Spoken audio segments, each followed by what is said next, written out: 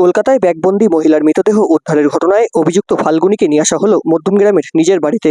আজ সাত সকালে খুন করে ট্রলি ব্যাগে ভরে মহিলার মৃতদেহ গঙ্গায় ফেলার আগে হাতে নাতে ধরা পড়ে দুই মহিলা।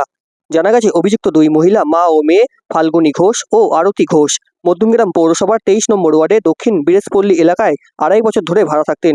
যে বাড়িতে ভাড়া থাকতেন সেই বাড়িতেই নিজের পিসি শাশুড়িকে খুন করে পরে ট্রলি ব্যাগে ভরে দেহ লোপাটের পরিকল্পনা করে।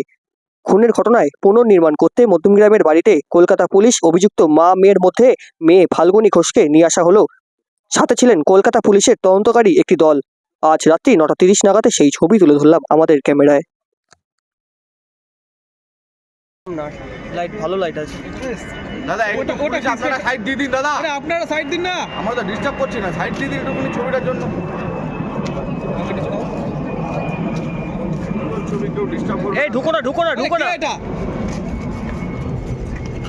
ফাল্গুনী এরকম কেন করলে? ফাল্গুনী কেন মারলে? ফাল্গুনী এই পড়ে যাবে, পড়ে যাবে।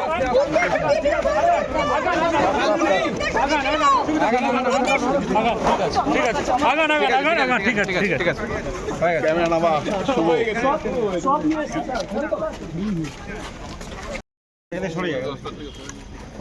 যাওয়ার রাস্তাটা আপনারা একটুখানি ভেতরে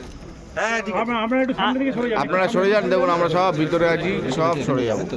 দারুণ লাগছে। সাহেবকে বলে দিচ্ছি, তার বলে যেতে হবে। কিছু পেয়েছেন নাকি? কিছু পেলেন? কিছু একটু বলে যান না। ঠিক আছে, কিছু পাইনি। দেখি একটু দড়ি পড়ি।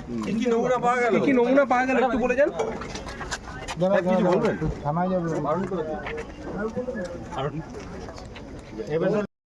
কিছু কি উদ্ধার হলো? ও দাদা একটু বলো।